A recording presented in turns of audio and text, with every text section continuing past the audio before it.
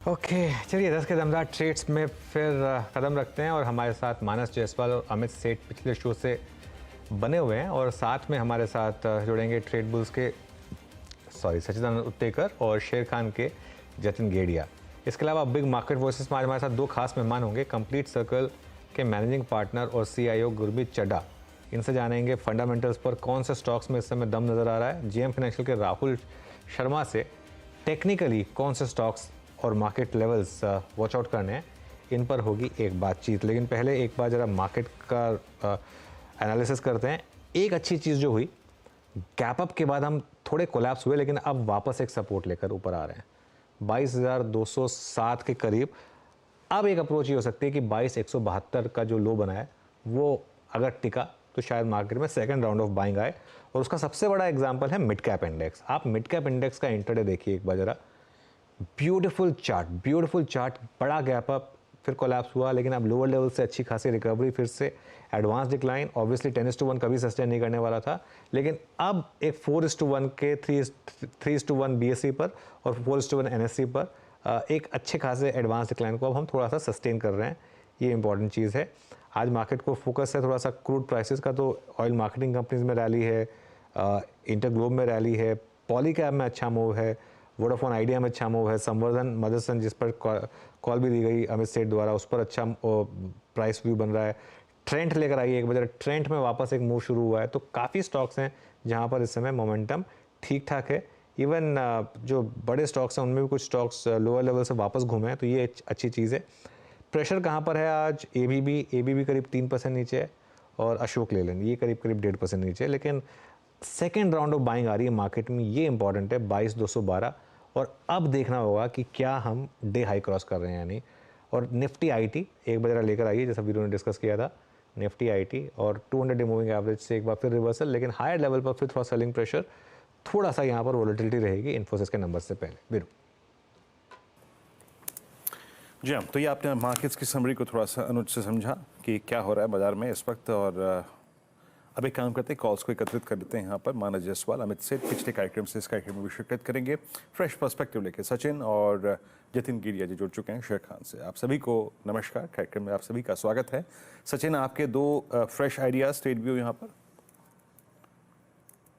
Good morning, Virendra ji. Good morning, Anuj ji.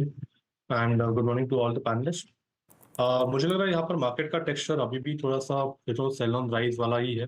जिस तरीके से एक गैप डाउन ओपनिंग हुई थी इस हफ्ते के शुरुआत में, तो आई थिंक 22,500 के आसपास एक ब्रेकअवे गैप एस्टैब्लिश हुआ था। वेडनेसडे के सेशन में भी एक फॉलो थ्रू मूव जिस तरीके से अनफोल्ड हुई, वहां पर एक रनअवे गैप के ही संकेत आ रहे थे। वो गैप आज यहाँ पर फिल हो चुका है, बट वो फिल होने के बाद जिस तरीके से एक नेगेटिव कन्वर्जेंस है 5 and 20 एक्सपोनेंशियल मूविंग एवरेज के आसपास, मुझे लग रहा है 22,320 के ऊपर की क्लोजिंग जब तक एस्टैब्लिश नहीं होती तब तक आई थिंक ये गैप सीक्वेंस की वजह से थोड़ा सा मार्केट में दबाव रहना चाहिए। So on the lower side जिस तरीके से डेटा है, मुझे लग रहा है यहाँ पर 22,000 के आसपास के स्विंग्स बनने की प्रोबेबिलिटी ज्यादा नजर आ रही है अगले कुछ दिनों में। एंड जो एक हर्डल बना है 22,500 का एंड 22,300 का, आई थिंक ये दोनों हर्डल्स काफी इंपॉर्टेंट होंगे throughout this particular week. So I think यहाँ पर सेल ऑन राइज की रणनीति रहेगी। फर्स्ट प्रेफरेंस होगा यहाँ पर ऑन द शॉर्ट साइड। मुझे लग रहा है DLF का डेटा काफी दिनों से थोड़ा सा डिस्ट्रीब्यूशन ही नजर आ रहा था। जिस तरीके से एक नेगेटिव डाइवर्जेंस है वीकली चार्ट पे, उसका इफेक्ट यहाँ पर नजर आ रहा है। एंड यहाँ पर भी अगर हम डेटा देखें तो एक काफी अच्छा classic 5 and 20 crossover on the bearish side establish हुआ है। तो यहाँ पर अगर थोड़े से पुल बैक मिलते भी है तो 883 के स्टॉप लॉस के साथ फ्रेश शॉर्ट पोजीशंस ऐड करने की सलाह होगी। एक मेजर सपोर्ट एरिया इस पर्टिकुलर काउंटर में लगभग अराउंड 840 के आसपास प्लेस्ड है। तो आई थिंक पोजिशनल लेवल्स यहाँ पर मैं दे रहा हूँ, तो पोजिशनल कॉल होगा ऑन द शॉर्ट साइड, तो फ्रेश एडिशंस करने हैं DLF में। On the long side trading के लिहाज से आई थिंक पॉलीकैप का डेटा काफी इंटरेस्टिंग है। जिस तरीके से 5400 के आसपास कॉल राइटर्स कॉन्फिडेंट है, वो पर्टिकुलर हर्डल इसने ब्रेक किया है आज के सत्र में। तो I think for the day at least यहाँ पर मोमेंटम थोड़ा सा सस्टेनेबल नजर आ रहा है। तो यहाँ पर ट्रेडिंग लॉन्ग्स बिल्ड किए जा सकते हैं 5540 के टारगेट के लिए पॉलीकैप में। स्टॉप लॉस अब यहाँ से लगभग अराउंड 5385 पे लगा। ओके पॉलीकैब, एक बार पॉलीकैब का 52 वीक हाई और लो वाली प्लेट लेकर आएंगे ज़रा। और ये देखिए क्या होता है ना, मैं हमेशा एक चीज़ बोलता हूँ लोगों को कि मार्केट सुप्रीम है, मार्केट सुप्रीम है और मार्केट आपको कुछ ना कुछ बता देता है। ये देखिए 57.33 का इसका 52 वीक हाई था, उसके बाद वो आईटी वाला मामला आया जिसने एक शार्प करेक्शन लीड की, करीब 40% स्टॉक गिरा, 3083 पर आया। लेकिन अगर आपने कंपनी के बिजनेस मॉडल में ट्रस्ट किया और अगर आपने ये माना कि एक वन ऑफ था और शायद अब चीज़ें वैसी नहीं रहेंगी, तो उस ट्रस्ट फैक्टर को कंपनी ने रिवॉर्ड किया। और अब मैं एक चीज़ कहूँगा, पॉलीकैब में आपने कभी भी बाय किया होगा, आपका पैसा बना ही होगा, ऐसा नहीं है कि नहीं बना होगा, ठीक है। तो ये एक शानदार मूव रहा है यहाँ पर पॉलीकैब में। खैर, मानस के पिक्स ले लेते हैं। मानस, इस समय की आपके पिक्स? देखिए, दो रिकमेंडेशन है, पहला बाय रिकमेंडेशन और एक सेल रिकमेंडेशन। तो पहला जो बाय रिकमेंडेशन है वो ट्रेंड पे होगा, ट्रेंड पे खरीदारी करने की राय रहेगी। अगर आप देखिए तो स्टॉक कंसोलिडेट हो रहा था काफी समय से, काफी लंबे समय से, लेकिन आज के पैटर्न को देख के लग रहा है कि ट्रेंड तैयार है एक फ्रेश ब्रेकआउट के लिए। तो ट्रेंड में करंट लेवल्स पे खरीदारी करेंगे। 4039 का आपको स्टॉप लॉस लगा के एक लॉन्ग साइड ट्रेड लेना है ट्रेंड में, और टारगेट 4250 के रहेंगे। 4250 के टारगेट के लिए आप ट्रेंड में खरीदारी कर सकते हैं। बिकवाली करने का ट्रेड एबीबी में लेना है। पैटर्न को देख के लग रहा है कि एबीबी यहां से करेक्ट हो सकता है। 4-5 दिनों से हाई लेवल पे स्टॉक रेजिस्टेंस फेस कर रहा था, आज एक फ्रेश ब्रेकडाउन देखने को मिला है, lower top lower bottom chart पे दिखने लगे हैं, 10 डे मूविंग एवरेज के नीचे फिसला है। तो एबीबी में आप बिकवाली कर सकते हैं 6675 के स्टॉप लॉस से। टारगेट 6200 के आसपास के रहेंगे। ओके, एबीबी पे सेल है। सुबह हमने बात की थी इस पर्सपेक्टिव से कि एक बहुत बड़ा मूवर है, बट आपको अपनी पोजीशन सिक्योर करनी है या फिर एक एग्जिट लेवल ढूंढना है या फिर एक स्टॉप प्रॉफिट जोन ढूंढना है, तो हमने बात की थी। बट इट्स नाउ थोड़ा सा डीप होता हुआ इसका सेल ऑफ, 177 रुपये नीचे, 6200 का लक्ष्य यहाँ पर आपका है। Jatin, good morning. आपके दो ट्रेड्स इस वक्त के? Good morning everybody. तो हमारा जो व्यू है वो लॉन्ग साइड की तरफ है, इसके लिए दो लॉन्ग साइड की तरफ के ट्रेड रहेंगे। जो पहला ट्रेड होगा वो अडानी पोर्ट्स पे होगा। तो लगता है कि 2 हफ्तों के करेक्शन के बाद मेरे को लगता है ये करेक्शन कहीं ना कहीं आके थम गया है अराउंड दी लेवल्स ऑफ 1300, जहाँ पे उसका 40 डे एक्सपोनेंशियल मूविंग एवरेज है, और वहां से हम साइंस ऑफ ट्रेंड रिवर्सल देख रहे हैं। आवरली चार्ट्स पे प्रीवियस स्विंग हाई के ऊपर ट्रेड कर रहा है, तो मेरे को लगता है कहीं ना कहीं इसमें एक शार्प पुल बैक हमें देखने मिल सकता है अगले 1 से 2 ट्रेडिंग सेशन में। तो 1315 के स्टॉप लॉस के साथ लॉन्ग जाने की सजेशन होगा, और टारगेट रहेंगे 1385 और 1400 के। जो दूसरा मेरा पिक होगा वो एमएनएम होगा। एमएनएम में हमने देखा है कि पिछले 4-5 ट्रेडिंग सेशन से ये थोड़ा करेक्शन दिखा रहा है। मेरे को लगता है पैटर्न वाइज इसने एक बुलिश फ्लैग पैटर्न बना दिया है डेली चार्ट्स पे। मैं एंटिसिपेट कर रहा हूँ कि इसका एक ब्रेकआउट आया ऑन दी अपसाइड, तो 2030 के स्टॉप लॉस से लॉन्ग करने की सलाह रहेगी, और टारगेट मेरे 2140 के रहेंगे। ओके, अमित जी, संक्षेप में आपकी दो कॉल्स। जी, मेरा पहला ट्रेड रहेगा इंडिगो। इसमें बुलसैश कैंडल बनी है, एक पुलबैक के बाद काफी स्ट्रॉन्ग पैटर्न है। 3673 का प्राइस है, 3600 का स्टॉप लॉस रहेगा, और टारगेट रहेंगे 3750 और 3800 का। सेकंड मेरा कॉल रहेगा एमसी। एक सिमिलर स्ट्रक्चर है, काफी स्ट्रेंथ है, पुलबैक के बाद वापस हम इसमें स्ट्रेंथ देख रहे हैं। 3835 का प्राइस है, स्टॉप लॉस आपका रहेगा 3760 रुपए का, और टारगेट्स रहेंगे 3950 का। ओके, चलिए आज आप सबको हम यहीं पर शुक्रिया अदा करेंगे। थैंक यू सो मच आज हमारे साथ जुड़ने के लिए, हमारे पैनल को। अब आगे बढ़ते हैं और बिग मार्केट वॉइसेस में आज हमारे साथ जुड़े हैं कंप्लीट सर्कल के managing partner and CEO Gurmeet Chadha. Gurmeet, good morning. सबसे पहले शुरुआत करेंगे पॉलीकैब के साथ। आपका एक टॉप प्रेफर्ड आइडिया था और एक आपने लीप ऑफ फेथ लिया था जब ये बड़ी डिक्लाइन आई थी। उस लीप ऑफ फेथ को क्या मार्केट ने रिवॉर्ड किया है और क्या अब वापस ये ऑल टाइम हाई की तरफ जाने को तैयार है? अनुज, लीप ऑफ फेथ से ज्यादा I think market patience reward करता है और कहता है कि आप नीजक रिएक्शन मत देखिए। हमने वो श्री सीमेंट में देखा है, हीरो मोटोकॉर्प में देखा है, कुछ हद तक मैनकाइंड फार्मा में देखा है। जब भी ऐसा कोई सर्च हुआ है, इमीडिएट रिएक्शन हमेशा नेगेटिव आता है। तो थोड़ा सा इवेंट को प्ले आउट होने देना चाहिए, और मार्केट की रिएक्शन से लग रहा है कि उसका इम्पैक्ट इतना ज्यादा नहीं है। कई बार मुझे लगता है भाव आपको बहुत कुछ बताता है, बट मैं अभी भी, वो कहते हैं ना, I don't want to jump the gun. मैं अभी भी वेट करना चाहूंगा। हमारे पोर्टफोलियो में अराउंड 3.5-4% का एक्सपोजर है। हमने मेंटेन किया, हमने रिएक्ट नहीं किया उस टाइम जब मार्केट में मूव आया था। तो मैं एग्जैक्ट इम्पैक्ट देखना चाहूंगा, क्वार्टरली अर्निंग्स सुनना चाहूंगा, क्योंकि ये जो मल्टीपल है पॉलीकैब का 50 टाइम्स का, ये कुछ हद तक गवर्नेंस का है। तो मार्केट थोड़ा सा और कॉन्फिडेंस चाहेगा कि ये वन ऑफ इवेंट था और कोई सीरियस लैप्स नहीं था अकाउंटिंग में और बुक्स में। तो वो मैं एक बार देखना चाहूंगा। बिजनेस परफॉर्मेंस सॉलिड है, हमने चैनल चेक्स किए हैं, ओवरऑल डिमांड बहुत अच्छी है, केबल्स एंड वायर्स की, हाउसिंग लेड भी है, पावर लेड भी है। तो स्ट्रक्चरल सारे ट्रिगर्स हैं स्टॉक पे। थोड़ा सा बस मार्केट देखना चाहेगा कि गवर्नेंस और अकाउंट्स और जो बुक कीपिंग है वो गोल्ड स्टैंडर्ड होनी चाहिए। ओके, बिल्कुल। दूसरा स्टॉक जो मैं आपके साथ डिस्कस करना चाह रहा था, पता नहीं आपके पोर्टफोलियो में है या नहीं, लेकिन एक जैसे कहते हैं ना, एक रेनेसांस टाइप का मूव आया यहाँ पर, एक्साइड इंडस्ट्रीज। काफ़ी साल तक इस स्टॉक ने कुछ नहीं किया, लेकिन जब चलना शुरू हुआ तो एक ही झटके में शानदार मूव हुआ।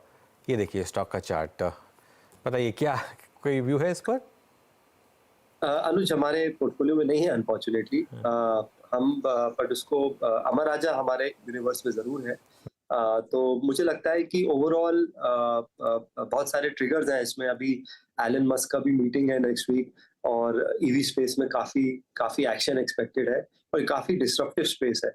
और एक्साइड में काफी वैल्यू था, बहुत बहुत सस्ता स्टॉक था और सम ऑफ पार्ट्स के बेसिस पे one of the most value stocks था।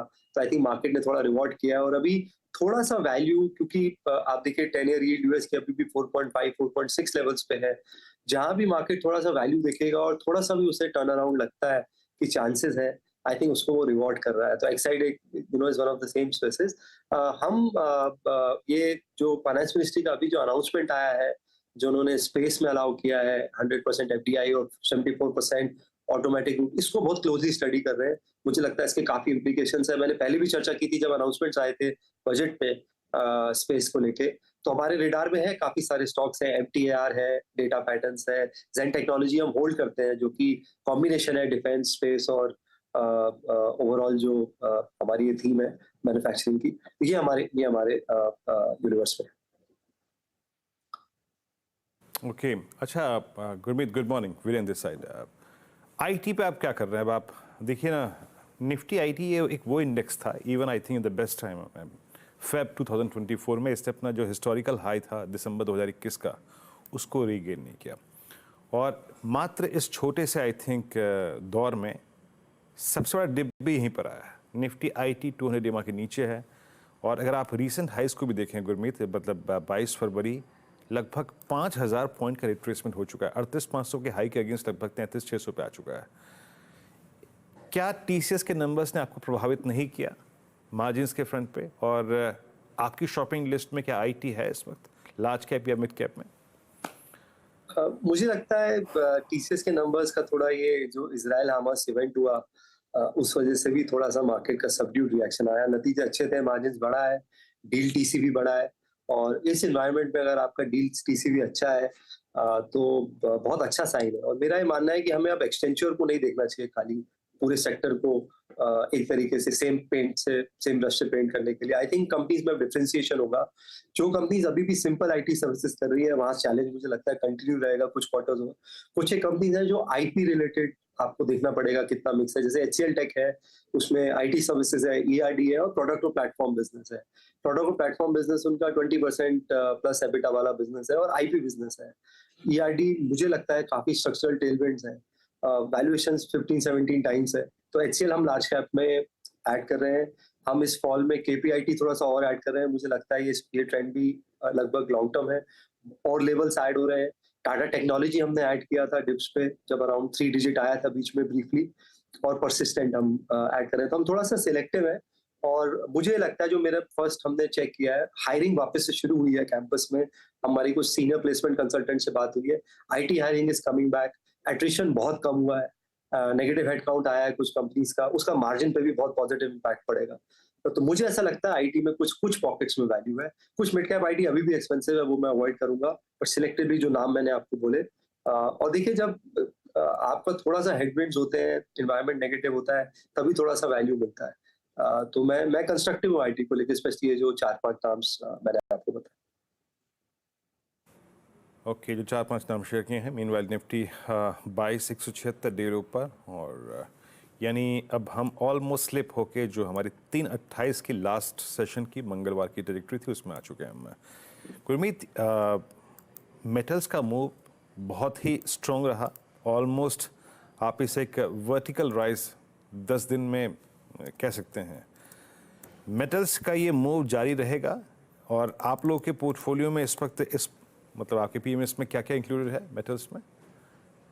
तो आप, जैसे मैंने पहले भी बोला है, मेटल्स में आपको थोड़ा सैटेलाइट पोर्टफोलियो होता है, कभी भी कोर नहीं होता है, क्योंकि आपको अपना एंट्री एग्जिट थोड़ा सा टाइम करना पड़ता है। हमारे पोर्टफोलियोज में टाटा स्टील है, मुकंद है। मुकंद एक थोड़ा सा टर्नअराउंड स्टोरी है। बजाज का स्टेक करीबन करीबन 74% हो गया है। कंपनी में उन्होंने अराउंड 1400-1500 करोड़ का इन्फ्यूजन हुआ है, डेट रिडक्शन हुआ है, तो लैंड सेल हुई है, existing working capital limits refinance हुई है। पूरी टीम में रीजिक हो रहा है, उन्होंने जिंदल से सीओ लिया है, और काफी काफी चेंजेस हो रहे हैं, और उसके अलावा मशीन टूलिंग में भी अच्छा काम कर रहे हैं। तो मुझे लगता है कि वैल्यूएशन अभी भी रीजनेबल है, तो ये हमारे पोर्टफोलियो में है। हिंदाल्को पे भी हमारी थोड़ी नजर है। मेरा ये मानना है कि इंडिया एक कैपेक्स साइकिल में है, एक लॉन्ग टर्म इन्वेस्टमेंट साइकिल में है। जब आप, अगर आपको पहले व्यू लेना पड़ेगा, अगर आप उस व्यू में हैं तो तब आप देखते हैं कि कहाँ पे वैल्यू ज्यादा है, कहाँ पे वैल्यूएशन रीजनेबल है।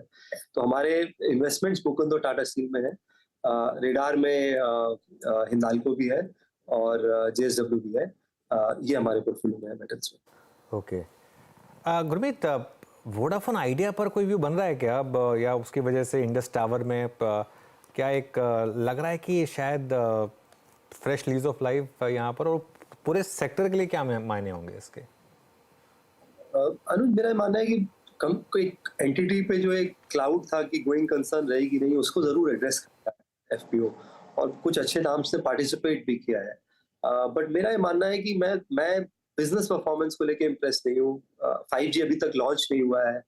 सब्सक्राइबर बेस जो कंबाइंड एंटिटी का था वो करीबन 22-23 करोड़ से कम हो गया है, 50% रह गया। अगर आपको मर्जर के टाइम 40 करोड़ से ऊपर सब्सक्राइबर थे, बेरली 21-22 करोड़ सब्सक्राइबर है, और आरपू जो है सबसे नीचे है। तो मैं थोड़ा सा और सॉलिड परफॉर्मेंस देखना चाहूंगा, और मुझे लगता है कि जियो प्लेटफॉर्म की सेपरेट लिस्टिंग ऑन कार्ड्स है। साल लगता है, 2 साल लगता है। उसकी एंटरप्राइज वैल्यू काफी ज्यादा होने वाली है, $150-200 बिलियन होनी चाहिए मेरे हिसाब से। भारती, मुझे लगता है अगर आप जियो प्लेटफॉर्म्स को $150-200 बिलियन का वैल्यूएशन असाइन करेंगे तो भारती को भी आप 50-60% डिस्काउंट पे नहीं रख सकते। और मुझे लगता है टैरिफ हाइक होंगे। हमने शायद अभी आरपू और हाइक्स देखना है। और भारती इन पर्टिकुलर मुझे लगता है एक कस्प है री रेटिंग के। काफी हद तक स्टॉक ने अच्छा किया है, बट अक्रॉस बिजनेस अच्छा कर रहा है। Broadband business, home business, mobility में अफ्रीका बिजनेस स्टेबल है आफ्टर जो करेंसी का इम्पैक्ट आया था। और मुझे लगता है पेमेंट बैंक्स में भी थोड़ा सा वैल्यू अनलॉकिंग वहां पे भारती कर सकता है। तो मैं इनको लेके काफी कंस्ट्रक्टिव हूँ। वोडाफोन अगर आपको टैक्टिकल होना है क्योंकि फंड इन्फ्यूजन हुआ है, बट इवेंचुअली पैसा नहीं बना है इतने सालों में। मैं 5 साल से सुन रहा हूँ कि अब फाइनली एफपीओ हुआ है, तो एटलीस्ट गोइंग कंसर्न वाला रिस्क चला गया है। बट मैं इन्वेस्टमेंट के हिसाब से वोडाफोन को नहीं देखूंगा।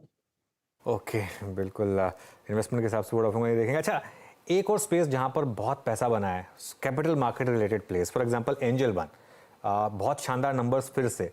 क्या ये स्पेस फिर से पैसा बनाएगी, और एंजल पर आपका क्या व्यू है, एंजल वन पर? मैं काफी कंस्ट्रक्टिव अनुज एंजल वन पे, मोतीलाल ओसवाल पे। हमारा एक्सपोजर हमने कैश में थोड़ा बढ़ाया था जब थोड़ा करेक्शन आया था, क्योंकि अकाउंट एग्रीगेटर भी है, इंश्योरेंस रिलेटेड टाइप्स भी कर रहा है। अभी म्यूचुअल फंड का मार्च का रिपोर्ट आया है, 20 लाख सिर्फ अकाउंट ऐड किए हैं मार्च में हमने। न्यू इन्वेस्टर्स करीबन 4.46 करोड़ हुए हैं अभी सिर्फ, और यूनिक डीमैट होल्डर्स 9 करोड़ है। बहुत बड़ा रनवे है अनुज। एफडी इन्वेस्टर्स करीबन 25 करोड़ है। तो ये बड़ी सेकुलर स्टोरी है। मैं हम लोग इसको थोड़ा लाइटर में टोल नाका स्टॉक्स बोलते हैं, सीडीएसएल को, कैम्प्स को, क्योंकि आप हर चीज पे रेवेन्यू बनाते हैं। केवाईसी पे आप 40-45 रुपीज बनाते हैं। कितनी बार ई केवाईसी होता है हमने ऑलरेडी देखा है। फाइनेंशियल जो ट्रांजैक्शन रेवेन्यू है वो मार्केट रिलेटेड है, फिर एन्युटी रेवेन्यू है। तो हमारा एक्सपोजर कैम्प्स और सीडीएसएल में ज्यादा है, बट बीएससी में भी हमारा एक्सपोजर है। और अनलिस्टेड मार्केट में हमने एनएसडीएल, एनएससी और काफी कुछ चीजें करी है। तो मेरा काफी कंस्ट्रक्टिव हुआ। इस स्पेस को आपको देखने की जरूरत नहीं है, बाय एंड फॉरगेट है टिल 2030। चलिए, अच्छा तो है, कुछ तो है कि जिसे हम खरीद के भूल सकते हैं। अच्छा, एक स्पेस और आपसे जिस पर राय लूँगा गुरमीत जी, जिसको एक बड़ा एडवांटेज लास्ट 1 महीने में मिला है वो है गोल्ड फाइनेंस कंपनियाँ। अब गोल्ड के प्राइस जिस ट्रेजेक्ट्री में आ चुके हैं, आपको एक सब्सटेंशियल जंप में लगभग 10,000 रुपये का अंतर आ गया है एवरेज लास्ट 3 मंथ ट्रेजेक्ट्री से। आप लोगों ने क्या ऐड किया है गोल्ड फाइनेंस कंपनियों में या फिर NBFCs में? हम थोड़ा सा इसमें काउंटर सिक्लिकल व्यू ले रहे हैं। हम जो NBFCs में थोड़ा स्ट्रेस आया, जो RBI के एक्शंस हुए और हमें थोड़ा वैल्यूएशन कम पर लगता है, तो हमने बजाज फाइनेंस में एक्सपोजर बढ़ाया है। एक हमने छोटी NBFC ऐड करी है पोर्टफोलियो में, यूग्रो, क्योंकि मेजॉरिटी MSME में फोकस्ड है। वो 12 to 18% यील्ड पे काम करते हैं, 50-60% बुक सिक्योर्ड है। इस वजह से उनका क्रेडिट कॉस्ट हमेशा 2% के नीचे रहता है। अभी प्रेफरेंशियल इशू भी कर रहे हैं, कैपिटल रेज भी हो रहा है और 1.5 बुक वैल्यू पे है। इस साल 125 करोड़ के आसपास का मुझे लगता है पैट करेंगे, तो अगर आप मार्केट के हिसाब से देखेंगे तो 18-19 टाइम्स अर्निंग्स पे है, तो निश पे है। हमने क्रेडिट एक्सेस ग्रामीण थोड़ा सा ऐड किया करेक्शन में। हमें लगता है कि कुछ माइक्रो फाइनेंस कंपनीज बहुत अच्छा करेगी, क्योंकि उसमें स्ट्रक्चरल लीवर्स है, रिस्क अंडरराइटिंग बहुत अच्छी है और क्रेडिट एक्सेस ग्रामीण सबसे बड़ी कंपनी है इस स्पेस में। और थोड़ा सा चोला में भी एक्सपोजर हम देख रहे हैं। तो मुझे लगता है कि एक बार जब लिक्विडिटी ईज होगी, इंटरेस्ट रेट साइकिल रिवर्स होगी, हो सकता है 1 क्वार्टर और लगे, थोड़ा सा आपको शायद साइकिल में अर्ली आना पड़े। मुझे लगता है फाइनेंशियल्स में वो आउट परफॉर्म करेंगी जो वेल रन NBFC में। तो यहाँ पे हमने क्या होम फर्स्ट में हम ऑलरेडी काफी टाइम से हमारा निवेश है। ओके, चलिए, तो ये इस समय आपके लिए गुरमीत चड्ढा के व्यूज़। गुरमीत जी, बहुत बहुत शुक्रिया आज हमारे साथ जुड़ने के लिए और हमसे बात करने के लिए। थैंक यू अनुज। और अब मार्केट के टेक्निकल समझते हैं। JM फाइनेंशियल के director and head of research Rahul Sharma जुड़ गए हमारे साथ। राहुल जी, गुड मॉर्निंग, बहुत बहुत शुक्रिया आज हमारे साथ जुड़ने के लिए। काफ़ी वॉलेटिलिटी रही है मार्केट में पिछले 10 दिनों में ग्लोबल मार्केट्स की वजह से। क्या ये बाइंग अपॉर्चुनिटी है या फिर हमारी मार्केट एक करेक्शन की तैयारी कर रही है जिसके लिए ये एक एक्सक्यूज़ बन गया है? कोई और एक्सक्यूज़ हो सकता था, लेकिन क्या ये करेक्टिव फेज माना जाए? या देखिए, करेक्टिव फेज तो डेफिनेटली है, बट जो हिसाब से पुल बैक देखने को मिला है हमें, कहीं ना कहीं डिसाइसिव पोजीशनिंग देखने को नहीं मिली है। नहीं कि FIIs का कोई एग्रेसिव शॉर्ट है, ना कि कैश में कोई बड़े सेल नंबर से, 1-2 सेशन बड़े नंबर जरूर थे, बट ओवरऑल अगर हम वीक ऑन वीक बेसिस पर देखें तो बड़े नंबर जो मार्केट को डेंट ला सकते हैं वैसा दिखाई नहीं दे रहा है। तो मेरे हिसाब से 22,000 के आसपास निफ्टी का एक बहुत सॉलिड बेस है। 50 दिन की मूविंग एवरेज तकरीबन 22,100 की है, प्लस जो मंथली ऑप्शंस में जो पुट राइटर है वो भी 22,000 पर पूरे महीने कहीं ना ये वोलेटिलिटी में खड़ा रहा है। और मुझे लगता है कि खास करके ये जो एक्सपायरी है इसको अगर ध्यान में रखें तो 22,000 का लेवल एक क्रूशियल बेस का काम करेगा, मेक और ब्रेक का काम करेगा। और अगर थोड़ा सा हम जूम आउट करके देखें तो 50 दिन का मूविंग एवरेज निफ्टी ने नवंबर 2023 से ब्रीच नहीं किया है डिसाइसिवली। एक बार अटेम्प्ट जरूर हुई थी, लेकिन क्लोजिंग बेसिस पर संभल गए थे हम मार्च महीने में, और इस महीने वापस हम इस क्रूशियल मूविंग एवरेज के पास आए हैं। तो आई थिंक नेक्स्ट 4-5 सेशन में 22,000 के आसपास निफ्टी कैसा बिहेव करता है वो डिसाइड करेगा कि ट्रेंड आपका किस तरफ यहाँ पर शेप होता हुआ दिख रहा है। और खास करके आई थिंक जब तक ये ब्रेकडाउन नहीं होता है, स्टॉक स्पेसिफिक एक्टिविटी यहाँ पर प्रोमिनेंट रहेगी। क्वार्टरली नंबर्स आ रहे हैं, काफी सारा एक्शन है, और जहां पर जो सेक्टर्स में नंबर्स अच्छे आ रहे हैं वहां पर हमें लगता है कि ट्रैक्शन बना रहेगा, रिगार्डलेस कि निफ्टी और ब्रॉडर मार्केट्स के अंदर क्या होता है। तो थोड़ा सा ये निफ्टी पे व्यू है। अगर थोड़ा ब्रॉडर मार्केट की तरफ देखूं, मिड कैप स्मॉल कैप की तरफ देखूं, या निफ्टी 500 की तरफ देखूं जो एक बेहतरीन रिप्रेजेंटेटिव है मार्केट ब्रेड्थ का, तो वहां पर रिलेटिवली पिक्चर अभी भी काफी मजबूत है। इनफैक्ट जो मार्च के लोज हैं, या एक तरह से मार्च में हम 50 दिन के मूविंग एवरेज के नीचे गए थे निफ्टी 500 में, अभी तक 20 डे मूविंग एवरेज के पास ही हम ट्रेड कर रहे हैं। तो रिलेटिव बेसिस पर ब्रॉडर मार्केट ज्यादा रेजिलिएंट है, और 9 में से 10 बार जब जब ब्रॉडर मार्केट में स्ट्रेंथ बनी रहती है, निफ्टी भी कहीं ना कहीं लैंग्वेज होके कैचअप होता हुआ दिखता है। तो यहाँ पर I think we are more optimistic than pessimistic. थोड़ा कॉशन जरूर है क्योंकि 22,000 का लेवल इंपॉर्टेंट है, बट हमारा ये मानना है कि इवेंचुअली हमें निफ्टी में एक बाउंस बैक आता हुआ दिखेगा, और reversal I think sooner than later Nifty में देखने को मिल सकता है। ओके राहुल जी, गलती से आप 9 में से 10 बार बोल गए, 10 में से 9 बार ऑब्वियसली आपका मतलब था, वो थोड़ा सा उसको in the lighter when. Nifty IT पर इस समय क्या व्यू बन रहा है? क्योंकि 200 डे मूविंग एवरेज पर आए हम पहली बार जून 2023 के बाद। आज डिफेंड किया हमने उसको, लेकिन इन्फोसिस खासा वीक रहा है। TCS में स्ट्रेंथ कंटिन्यू नहीं कर पा रही है, आईटी पर क्या व्यू बनेगा आप? ये देखिए, जो स्मार्ट मनी है डेफिनेटली कहीं ना कहीं आईटी से निकलता हुआ दिख रहा है और लगातार क्रूशियल सपोर्ट्स इस इंडेक्स ने ब्रेक किए हैं। बीच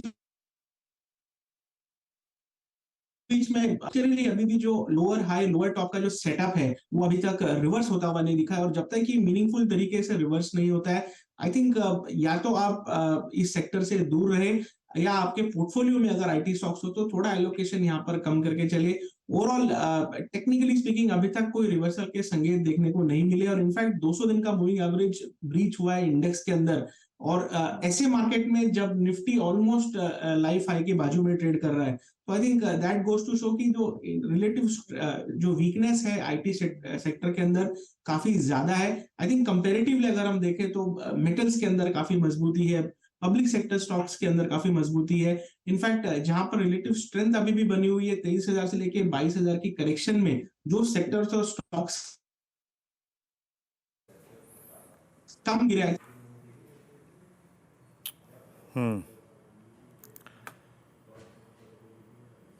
लग रहा है आज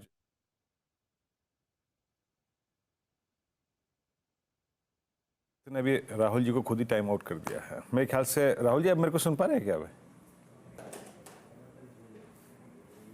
नहीं, राहुल जी नहीं सुन पा रहे हैं।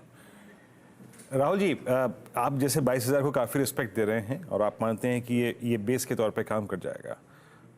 एक दो पॉकेट्स जहां पे आप इस प्राइस पे लॉन्ग पिक कर रहे हैं, स्टॉक स्पेसिफिक, और चाहे मेटल्स हो या फिर जो एक दो स्ट्रॉन्ग पॉकेट रही हैं पिछले कुछ सेशन में, केमिकल, इस पर आपका व्यू? देखिए, जो सबसे पहले जो हमारा हाई कन्विक्शन आइडिया है आज के लिए, तो ट्रेंड में हमें सेटअप यहाँ पर काफी प्रॉमिसिंग लगता है। पिछले 2 महीने के कंसोलिडेशन के बाद आज के सेशन में ब्रेकआउट का अटेम्प्ट होता हुआ दिख रहा है, और अगर हम पिछले 12 महीने का परफॉर्मेंस देखें तो काफी मजबूत वर्टिकल रैली देखने को मिली है स्टॉक के अंदर। हर टाइम जब भी हमने 3-4 हफ्तों का कंसोलिडेशन देखा, एक फॉलोअप बाइंग देखने को मिली है। मुझे लगता है अब की बार भी सिमिलर मूव देखने को मिल सकता है। तो अगले 15 से 20 दिन के लिए मुझे लगता है कि ट्रेंड में खरीदारी करके चलनी चाहिए।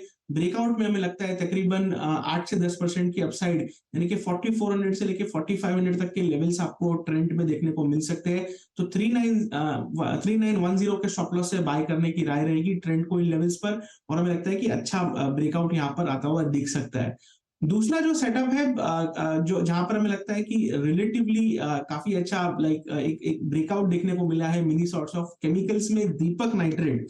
तो पिछले 4-5 सेशन में काफी अच्छी बाइंग यहाँ पर देखने को मिली है। इनफैक्ट आज एक तरह से फॉलिंग मार्केट में यहाँ पर एक नया हाई बनता हुआ दिखा है। मुझे लगता है 2450 तक के लेवल्स दीपक नाइट्रेट में देखने को मिल सकते हैं, यहाँ पर भी खरीदारी की जा सकती है।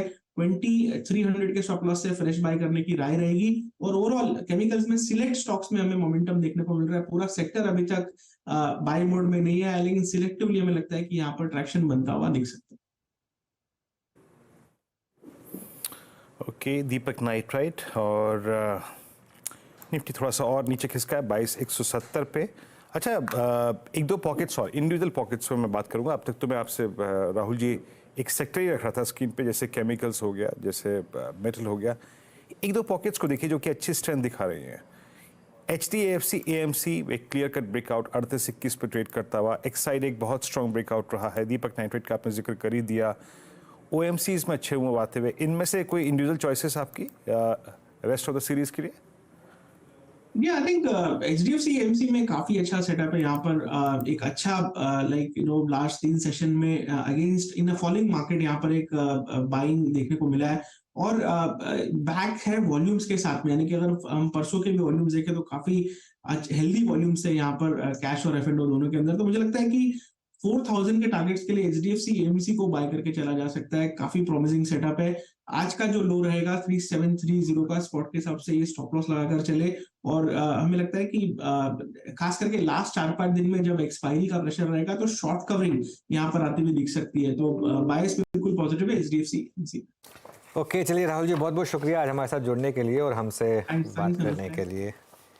चलिए अब ट्रेडर्स हॉटलाइन की शुरुआत करने के लिए नीरज जी आ गए स्टूडियो में। मार्केट गैप अप के बाद टिक नहीं पाया और अब एकदम फ्लैट लाइन में, सेंसेक्स इनफैक्ट रेड में आ गया। Neeraj ji, good morning, over to you. Good morning Anuj. और बैटरी स्टॉक आज फिर से नहीं, वो फ्रेश ब्रेकआउट है तो ऑब्वियसली वो बैंड से बाहर आया था इसके लिए। लेकिन